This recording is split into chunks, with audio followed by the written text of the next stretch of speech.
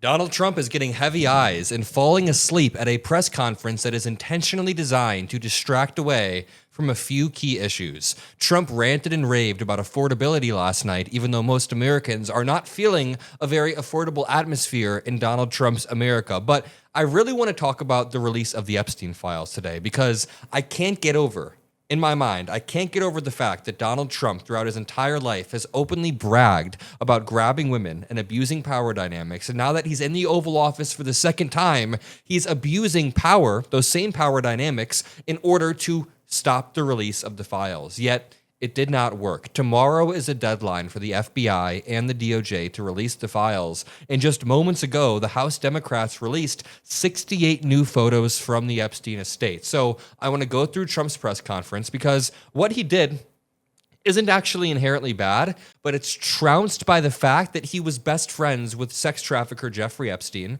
It is trounced by the fact that he is a wannabe authoritarian who uses every single lever and institution to attack his enemies, whether it's Pam Bondi attacking Letitia James or Brendan Carr attacking Jimmy Kimmel. Donald Trump sits there in his Oval Office, insulated from all of the issues, falling asleep. Yet today, he did sign an executive order rescheduling marijuana from Schedule 1 to Schedule 2. Today, I'm pleased to announce that I will be signing an executive order to reschedule marijuana from a Schedule 1 to a Schedule 3 controlled substance with legitimate medical uses. We have people begging for me to do this, people that are in great pain for decades. I mean, this is good. I'm happy this is happening, but can we get a healthcare plan? Can we get a healthcare plan? This is a small Band-Aid on a broader problem that is going to pop up in 13 days when the Affordable Care Act subsidies expire. Following this, Trump got heavy eyes while doctors explained further what was happening. Here's Dr. Initiatives to study the data that we're collecting. Howard Kester, God bless you for being a pain in our sides. Mr. President, he's promised to stop calling you. Initiatives to study the data. Totally asleep. To continue over here, the House Democrats released 68 new photos while this was happening. It is now a game of attention. Donald Trump is desperately trying to distract people's attention away from the impending release of the Epstein files in 24 hours. The release is looming, Trump is scared, and this says, Democrats on the House Oversight Committee released a batch of 68 photos obtained from the estate of Jeffrey Epstein on Thursday, one day before the deadline for the Trump admin to release a much larger group of Epstein files. The photos come from a trove of 95,000 images the committee received last week, the Democrats said. The release includes various images of lines from the novel Lolita, written on a person's body, various travel documents, a screenshot of text about an 18-year-old from Russia, and more. The photos can be accessed right here. We're going to go to the source Dropbox to see all of the photos. A quick trigger warning, there's some weird stuff in here. There's a foot that says she was low, plain low in the morning, standing 4 feet 10 in one sock. This is a quote from Lolita, which Epstein named his plane after, Lolita's Express.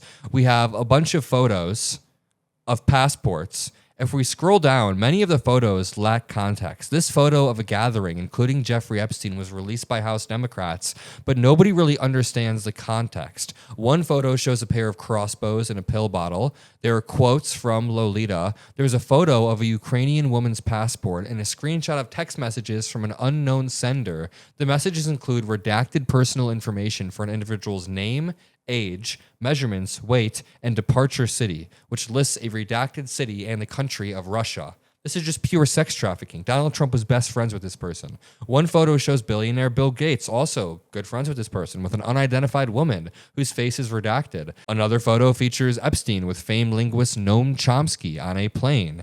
Bill Gates with an unknown person whose face is redacted in this photo. It's some weird shit. And as I continue to scroll through this Dropbox, you see photos that lack context of Jeffrey Epstein at parties, at gatherings. This looks to be a dinner. More faces redacted of people hanging out with Jeffrey Epstein.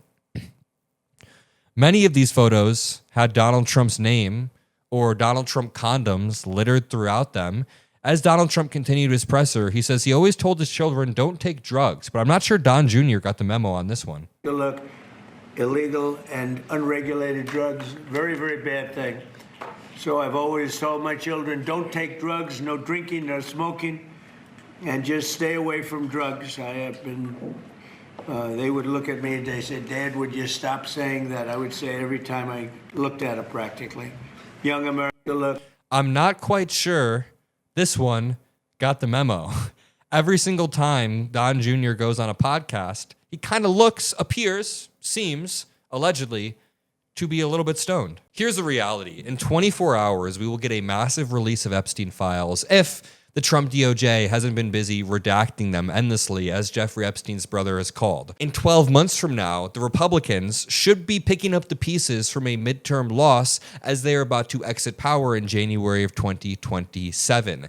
Every single act of authoritarianism coming from the Republicans, an expression of desperation to cling on to power, whether it's suppressing the media, whether it's attacking institutions, attacking law firms, they are trying to hide the truth. Perhaps the best example is the hiding of economic data coming from the Trump administration on a weekly basis. Every single week, some new piece of economic data is either stymied or delayed or halted by the Trump administration because they do not want Americans to know the truth. I don't know why I'm doing this rant with Don Jr.'s crackhead face over there, but again, in exactly 24 hours, we are going to have the release of the Epstein files, something that the Trump administration cannot hide. You see in real time, as Speaker of the House Mike Johnson loses his grip on power, 2 discharge petitions in 2 months have cooked him. 2 discharge petitions, meaning people on both sides of the aisle decided to subvert Speaker of the House Mike Johnson, therefore subverting Donald Trump twice over the past 2 months.